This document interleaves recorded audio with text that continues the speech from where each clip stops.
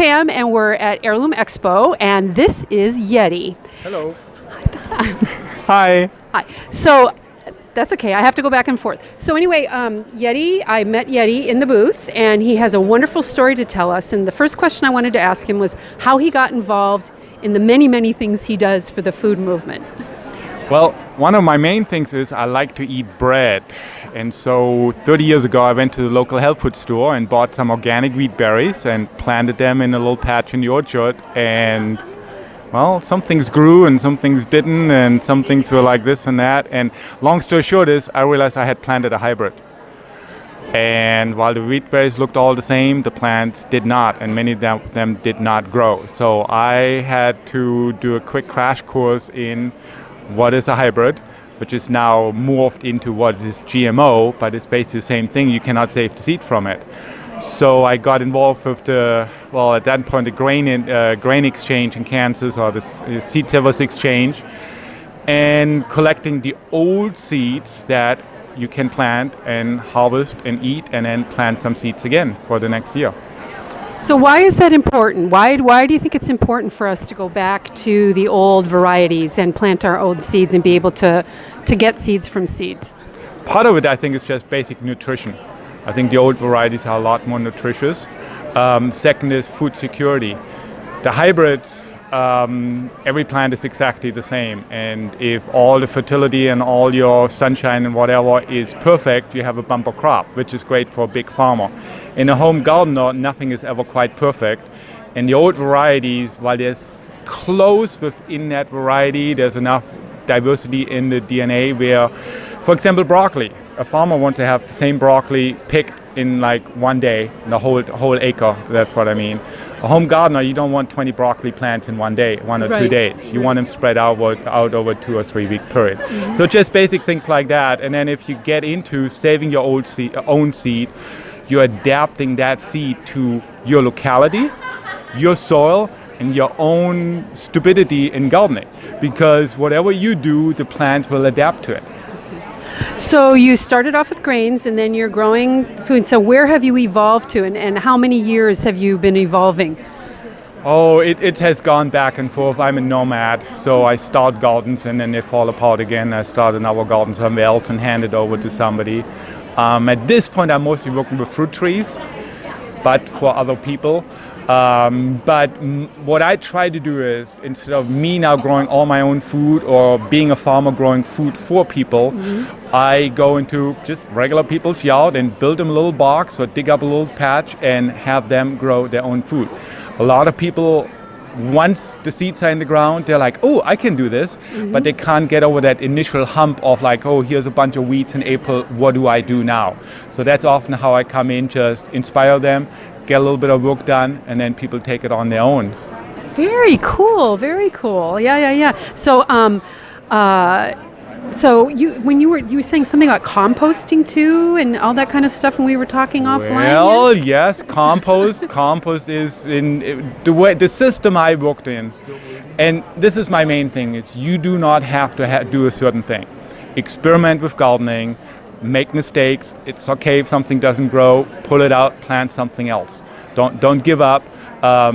That's how you learn. Try different things. If you don't know the right spacing, plant something 6 inches apart and some things 10 inches apart. And next year you know what's the best one. Experiment, observe, and adjust. But I started out with the French intensive system. Getting too old to double dig. So while it's still a good concept, you don't have to do that. Just plant things a little further apart. So my main thing is go out there, do it. Have fun, experiment. It doesn't have to be perfect right away, and you will learn. The plants will tell you.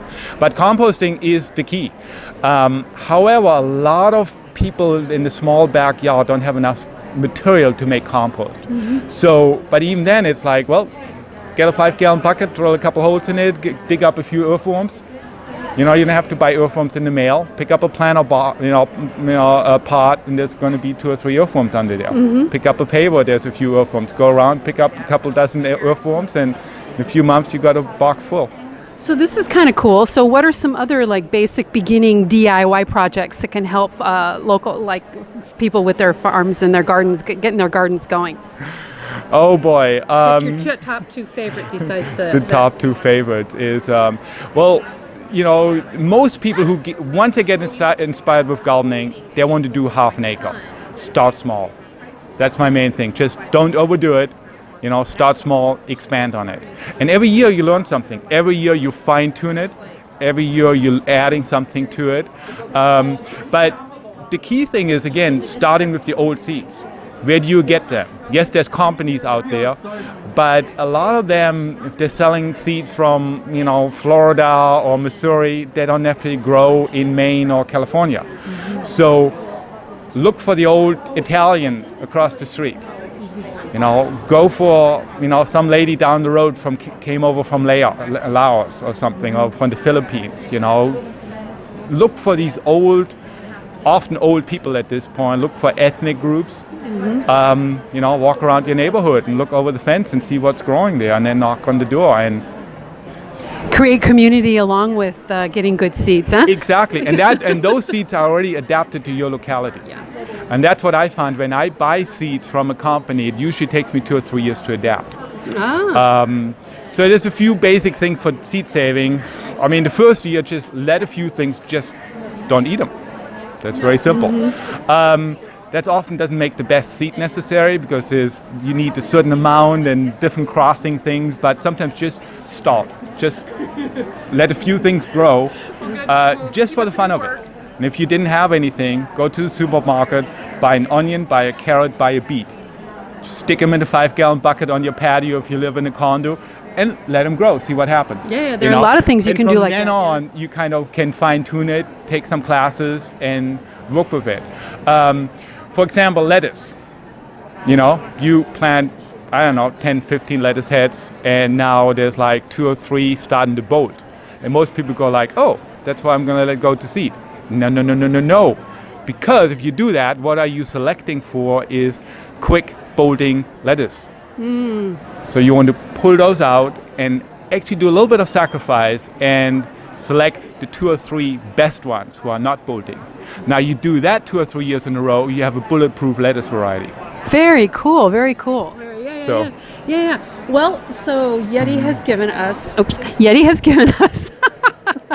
some wonderful tips on beginning gardening. The biggest ones being go slow and to just start. I think those are the 2 biggest walkaways, that if you are thinking about growing your own food, which I hope you are, even if it's just a little bit, just start. And I want to thank you, Yeti. You're welcome. And going back and forth here. And hope to run into you again another day and get some more from you. Will do. Good luck. Okay. Awesome.